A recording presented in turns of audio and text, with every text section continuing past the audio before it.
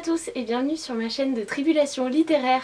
En cette fin de mois de juin, je vous retrouve pour un book haul et celui-ci est juste énorme. Je pense que j'ai complètement craqué entre mes achats irraisonnés, mon swap avec Amrita du blog Une vie de livre et d'autres petites choses. Voilà, j'ai 21 livres à vous présenter. Je sais, ça craint. Mais j'ai pas pu m'en empêcher. Et puis pour essayer de récupérer tout ça, j'ai fait un pari avec mon amoureux et je ne dois plus acheter aucun livre d'ici à peu près mi-août. Donc on va voir si j'arrive à m'y tenir, mais il y a un restaurant à la clé, alors autant vous dire que je suis très motivée. Mais bon, assez parlé, on y va parce que 21 ça fait beaucoup.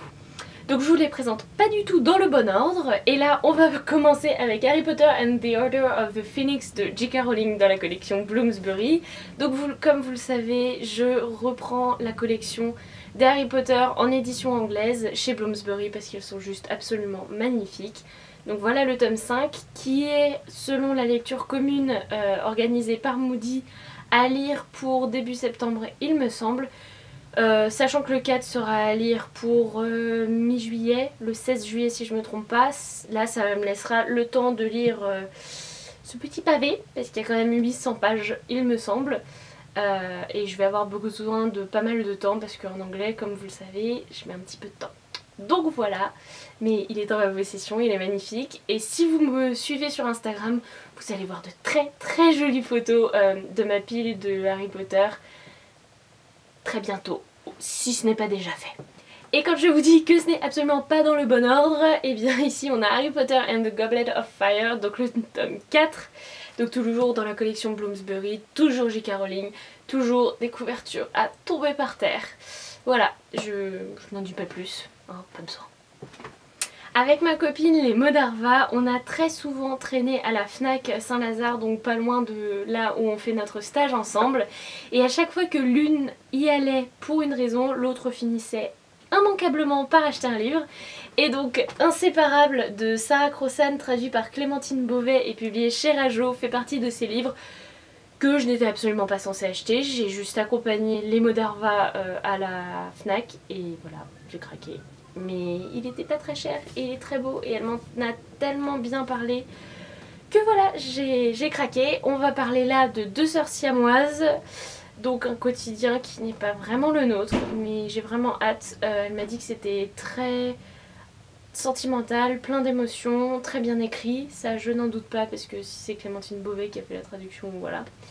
Donc j'ai hâte de m'y plonger, je sais pas du tout quand ça le sera, mais je vais lire, c'est prévu. Ensuite, pas loin de chez moi, j'ai découvert qu'il y avait une boîte à livres aux joies, au désespoir de ma palle. Et j'y ai trouvé deux livres de Sophie Kinsella, donc Les Petits Secrets d'Emma et Mini Accro du Shopping. Je n'ai pas lu Accro du Shopping, son livre avant la Mini Accro, mais j'ai vu le film que j'avais pas mal aimé, j'avais bien ri en tout cas, donc voilà. Je ne sais absolument rien de ces deux livres, mais ils me plaisaient, ils étaient là, gratuits, et bah voilà, c'est tout. Ils avaient l'air cool, et puis ils étaient seuls. C'est une bonne excuse ça, non? Pour celui-ci, voici des années et des années que Amrita du blog Une vie de livre m'en parle. À chaque fois que je vais sur le stand de la collection R à différents salons, je bave tout simplement devant. Et j'ai fini par me l'acheter. Il s'agit de Si loin de toi de Tess Sharp dans la collection R. Ici, on va parler drame. L'héroïne a survécu 2 fois, sa meilleure amie a été tuée sous ses yeux, elle est absolument traumatisée, elle connaît la vérité mais personne ne veut la croire. Voilà, c'est un récit sérieux, important, que j'ai très envie de découvrir, mais voilà, il va falloir que je sois dans les bons états d'esprit. Mais voilà, la couverture est superbe et on m'en a tellement parlé que voilà. Autre petite information, j'ai acheté ce livre, mon excuse, je venais de passer le permis et je l'ai eu. Donc voilà, donc je me suis laissée tenter. Et pas que par ce livre. Je vous parle du suivant tout de suite. Et oui, parce que pour fêter le permis, il fallait pas que je m'achète un livre, mais 2. Donc voilà, Shades of Magic de V.E. Schwab, publié chez Lumen. Tout le monde n'arrête pas d'en parler. Il est juste superbe, couverture, tranche, même l'intérieur. Voilà, les têtes de chapitre, enfin c'est un objet livre déjà superbe. Et la thématique m'intéressait beaucoup. On va se retrouver avec 4 Londres, enfin 4 mondes, un rouge, un gris, un noir et un blanc, avec plus ou moins de magie, avec plus ou moins de bien ou de mal. Et Londres réunit ces quatre mondes. Un garçon va pouvoir passer d'un monde à l'autre, une autre fille est une sorte de pirate voleuse, je sais plus trop quoi. Enfin bref, j'en ai entendu que des bons avis et honnêtement j'aime beaucoup la thématique. J'avais envie de trouver un autre livre fantasy, fantastique, un peu après La Passe Miroir, mais complètement différent, qui n'a rien à voir, et celui-là je pense fonctionnera bien, en tout cas j'espère. Donc voilà, il est dans ma possession, il est dans ma palle et j'ai très envie de m'en faire une de mes lectures d'été. Vous en pensez quoi? Et j'ai commencé le mois de juin, comme beaucoup, par m'acheter La Mémoire de Babel de Christelle Davos, donc le tome 3 de La Passe Miroir, publié chez Gallimard Jeunesse. J'étais trop heureuse. Je me suis ruée dès le 1er juin à la FNAC pour l'acheter, pour me le procurer. Il est magnifique, il est lu, il est chroniqué sur le blog et je vous en reparle très vite en vidéo. Je suis pas très à jour sur mes updates, mais promis, je vais vous en parler. En tout cas, c'était un énorme coup de cœur. Le livre est sublime. Ça, c'est le genre d'achat qu'on ne regrette jamais en fait. Une de mes super amies m'a offert Iced, le deuxième tome, non le premier, pardon. Le premier tome des chroniques de Danny Omega Mallet. Non, Danny Mega O'Malley, bref. De Karen Marie Moning. Donc c'est la saga qui fait suite aux chroniques de Makelalaine que j'ai juste absolument adoré. Donc j'ai déjà lu Iced il y a des années mais je ne l'avais pas parce que je l'avais emprunté à mon ami, enfin bref. J'avais beaucoup aimé et maintenant j'ai Burned dans ma palle, donc la suite. Et je vous présente celui encore d'après. Genre j'ai de quoi lire là. Mais je suis assez enthousiaste à l'idée de me replonger dans cette série. J'avais beaucoup aimé, les personnages étaient super attachants. Même si je préférais Mac, voilà, j'étais contente de découvrir Danny. Donc pourquoi pas me replonger dans la série. J'espère que je le ferai bientôt. Mais je dis ça avec tous mes livres, et il y en a beaucoup. Là, il s'agissait de la deuxième sortie absolument immanquable pour moi en ce mois de juin. C'est une amie au boulot qui me l'a offert et voilà. C'est Illuminé, le tome de Dossier Gemina de Jay Christophe et Amy Kaufman, publié chez Casterman. Déjà la couverture est bleue, donc ça c'est une nouvelle magnifique couverture qu'il y a dans ma bibliothèque. Il est lu, chroniqué sur le blog, pareil je vous en reparle très vite dans un update. Il est merveilleux, il est énorme, c'est une bombe, il est explosif, enfin je vous en reparle très bientôt de toute façon, mais voilà. Vous voulez un résumé peut-être? Le résumé, en gros on est sur la station Heimdall qui va se faire attaquer, mais pas que par ceux qu'on pense. Bref, un récit de science-fiction, il y a de l'amour, il y a de l'humour, il y a de l'action mais à revendre, des rebondissements à plus savoir qu'en faire. À lire, absolument. Là je triche un peu parce que je l'avais acheté toute fin mai, mais j'avais tourné mon book haul juste avant. Il s'agit de 1Q84, livre 1 avril-juin de Haruki Murakami. Comme vous le savez peut-être, j'aime beaucoup Murakami, ce mélange de réel, de réalisme et de fantaisie sortie de nulle part me plaît énormément. Donc voilà, pour l'été, alors à savoir si je le lirai cet été, hein, mais j'avais envie en tout cas d'en avoir un dans ma palle de près, au chaud. Et donc voilà, il est très beau, en plus j'aime beaucoup cette édition de 10-18. Très coloré, un peu flashy, j'aime beaucoup. Je ne sais absolument pas de quoi il parle, donc je ne vous ferai pas de résumé ici, mais j'en ai pas envie. En fait les Murakami, je me laisse porter, tout simplement, parce que de toute façon un résumé dira jamais rien je trouve. Donc voilà, j'ai hâte de m'y plonger.